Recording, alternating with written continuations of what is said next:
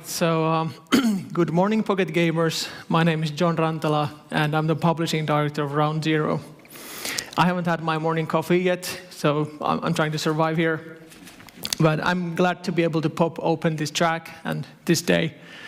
So Round Zero was founded last year, and we are the publishing label of Fingersoft. And our mission is to be the best publisher for mobile free-to-play games. And here's something about Fingersoft, best known for the Hill Climb Racing series. So far, the two games have gotten over 1 billion installs, and they have over 50 million monthly active users. And we actually use this huge pool of players to promote the games that we also publish. So this talk is about the way that we do game evaluation. That is how we test developers' games with our players to see if they're a hit or a miss. And next I'm going to tell you a bit about our original goals for the process, and then a bit about the challenges we've faced, and finally a word about the results we've gotten. So our original vision that's still very much alive is Flappy Bird. So there were talks in the company that if Flappy Bird would have been offered to us for publishing, well, it wouldn't have passed our screening process. It's very hard for us to guess what kind of games our players would like to play. So we want to be able to ask our users as directly as possible instead of making the decision based on our own subjective likings or dislikes. Secondly, we want to allow developers to validate the game core, the core gameplay and the core idea as fast and as early on as possible. This is something we do ourselves, so we test out prototypes with our players, sometimes in small user acquisition pushes, and see do they grow in metrics, do they get a better day one retention, etc. Sometimes we only push out marketing materials and see if they get a lot of clicks or not, this kind of testing. And from the beginning, we wanted to be able to allow developers to also test out their games. And finally, we are right now developing our own technology to automate this process. We want to make it as lightweight as possible for ourselves and for developers. And we're launching our own game evaluation tech next year. So a word about how we actually identify hit games and how our process goes. First of all, we use game analytics tools. So we ask developers to implement something like Unity Analytics, Game Analytics, Flurry. There's a lot of providers out there. After that, we cross-promote the app in Hill Climb Racings. We drive anything in between 100 to 1,000 users over a one-week campaign. This, of course, depends a lot on the marketing creatives and the store page, how well do they convert. And we also inform the developer if the marketing materials are not performing well so that they can actually do something about that as well. And finally, we look at data from both the game analytics tool and from the ad performance, and then we try to conclude whether our users like the game or not. So that's the base for our rounds.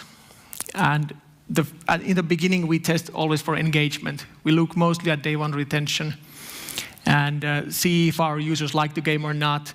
This is usually one round, but if the results are a bit inconclusive, the day one retention is almost there but not quite, we might redo the round.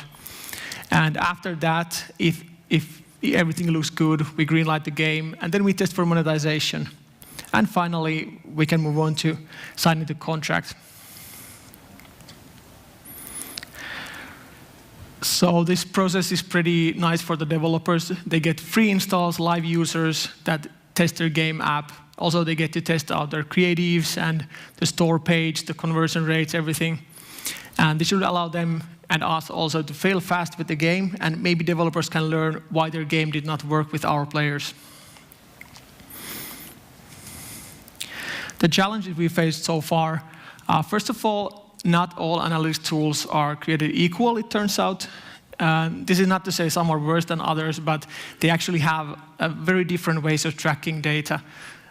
Some tools track even day one retention like completely differently to another, and comparing data between these service providers has been a minor headache. Secondly, initially we thought that we wouldn't have to screen that much. We thought that we could just let our players basically play the game a bit, and then we could draw the conclusions. But it turns out not all developers can communicate in English well, and they are not also looking for a long-term publishing relationship. And that's basically what we're aiming for. Also, well, of course, games might contain some inappropriate material or violate store policies, or the games might not just technically work, which makes our validation or evaluation efforts pretty much futile. Thirdly, this is something we've been pondering on a lot. When can you really validate the game core at the earliest? What kind of features must be in place? Do you have to have some kind of daily mission or daily gift to see the actual day one retention? What's the effect? And of course, based on like different genres.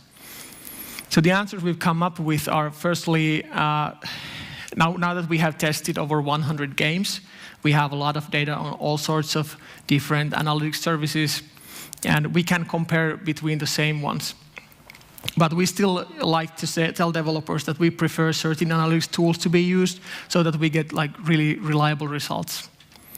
Secondly, nowadays we take a quick look at the game's user experience, just try it a bit in the beginning, so just first-time user experience.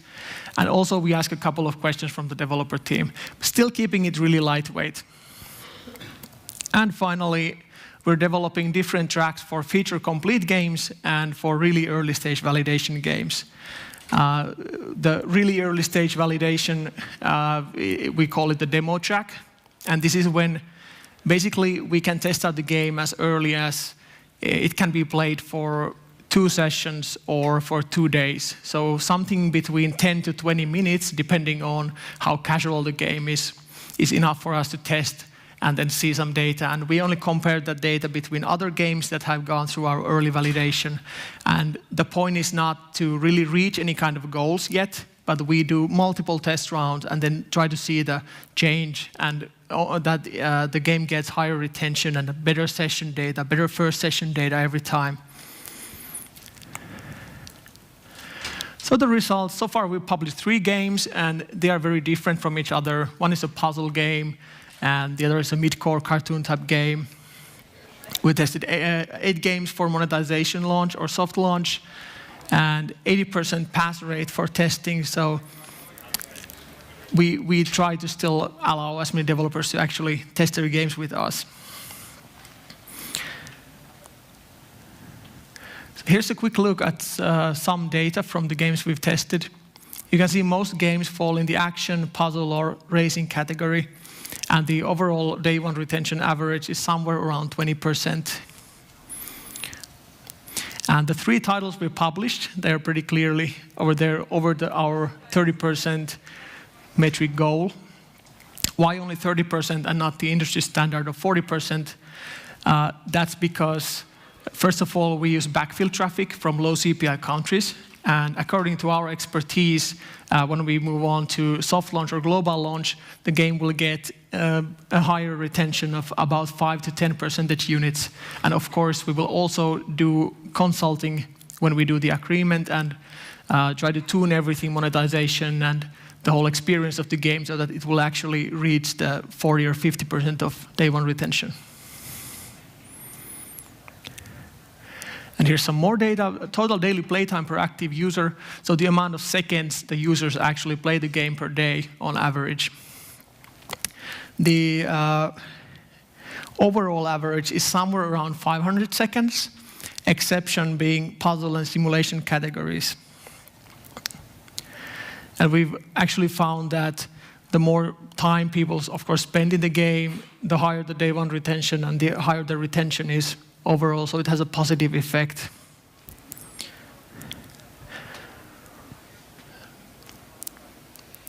But that's basically everything from me. Thank you very much. And if you see anyone wearing this Round Zero hoodie, please, and you have a really cool free-to-play game, please grab us by our hoodies or our hair or something and pull us aside and let's have a chat. And now I have some time for questions. Great. So we are straight away. We have a question over here. Let me just get a mic to you because we're recording as we go along. So the mic will come down to you in a second. Just waiting for that to get charged up. Just down here. Gentleman at the front here.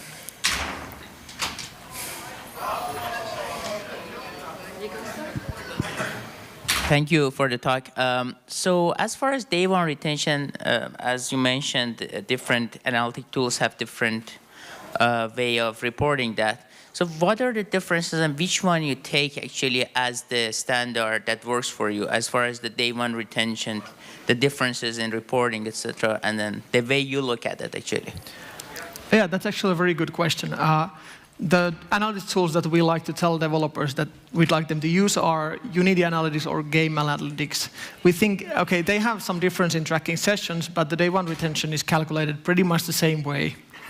But for example, I think Flurry has a bit different, and overall rolling retention is a bit of a different thing, and it's not really comparable to these kind of, for example, day one retention from Game Analytics. But yeah, those are the two game analytics tools we have the most expertise from and the most data. But we're also, actually, our own game evaluation tech will also have kind of this analytics tool in place, and that's also going to be something developers can implement with or just alone. I mean, with game analytics or other analytics tools alongside with our own analytics tool. If that answers your question. Thank you. Yes. Got more questions at the front? I couldn't quite decide who was fastest. I think the gentleman at the front. Hey, thanks for the very insightful talk. So a question on sort of the audiences you bring from a racing game to a variety of genres. Do you have sort of methods to normalize the differences in the genres and the audiences? Well, sort of. We are getting all the time more data on the retentions per genre. And we know, of course, that the racing games, they do affect the player's decision on, okay, now I'm playing hill climber racing, so my mindset is on the racing games, and I'm playing that. So actually, the first title we published, Hills of Steel, it looks pretty much like hill climb racing. It's a 2D cartoon type, kind of not a racing game, it's an action game, but it bears a lot of similarities. And of course, it got a very high day one retention and very good metrics overall, possibly just because of this. But that's also another thing that this is why our target is somewhere around 30%. If it's almost there, then we compare it to the different titles from the genre, and we try to kind of normalize it as well. And we are very happy to always provide a second round if we're unsure about the results. Thanks. And the gentleman behind you. Yeah, thanks for the talk. I was thinking that when you end up in a deal with a developer team, do the terms differ case by case with different developers, or do you have some similar terms between the cases? Well, yes. We do negotiate the deals every time separately. But we have some starting points on each deal, of course. But mostly, yes, for example, we do have different kinds of deals for hyper-casual games in comparison to casual games. And of course, we're expecting something different from mid-core games. But we are interested in testing all kinds of games and finding out something that works with our audience. So yes, we do negotiate it very much like case by case. Oh, actually, I've got a question. I just want to check out. I'm kind of one of the things that I do work for a couple of investment funds who are trying to help identify games and stuff like that. Key part of what we're interested in is also how people work in live ops and their understanding, not necessarily to have the skill in-house, but have the understanding of the implication it has in the management of the game in terms of content delivery and ongoing production and that kind of ongoing commitment. Is that form any part of your kind of concerns, or are you kind of providing that experience? Well, a little bit of both. So we actually want developers to keep total creative control of their game. Of course, if we're publishing a casual game or mid-core game, we kind of expect it to have some kind of live ops. And we do help with that. But mostly it's up to the developer, I'd say. Cool. Cool, that's great. Anyone else got any other questions? I've got one more if you haven't, don't worry. So it looks like people are being shy now. So and the other aspect to me, I think, again, this whole area is fascinating. And a little bit to the question the gentleman at the front there, and this whole idea of understanding a team and their capacity. But I'm thinking more, we all know that not everybody's first games are going to be successful. Yeah. How much do you look at this as a kind of courting process, as a process to sort of find and identify the talent? If they don't have a game that's going to work this time round, are you looking to help them get to the next game, or are you just looking to end that? Yes, so excellent question. That was actually like one of our original goals, to allow developers to validate the core game and the idea. And that's mostly just to help developers and also help with the industry. And yes, we try to build really good relationship with developers, and that's why we want this process to be very lightweight. So we don't really demand a lot when we go to testing, just some communication, and we already see if the team works well with us or not. But anyways, we're actually working a lot with, for example, universities and University of Applied Sciences. So they have these student projects, and we offer them the test rounds, and it's all about kind of also educating them so that when in the next 1 to 5 years they make that hit game, they will come to us and we will do the tests, and we would already have a kind of solid, good relationship. I think that's really key, isn't it? Because we need to see these channels of ongoing talent and help validate ideas. Otherwise, we're not going to see innovation. And if we're only looking at the things that succeed in the current market, we'll never know what could succeed. Yeah, that's true. So, again, it's just trouble with data. As much as I am a massive, like you guys, we recommend that people have all this analytics in place. The crux for me is that we actually need to be able to test new hypotheses as well. But it's tricky because that comes at a risk. Yeah, market research is always kind of lacking behind what's currently trending. And that's also one thing that we're kind of aiming for, to be able to find something that breaks it and something that just works. Exactly. Well, thank you very much. Yeah, thank you. Cool.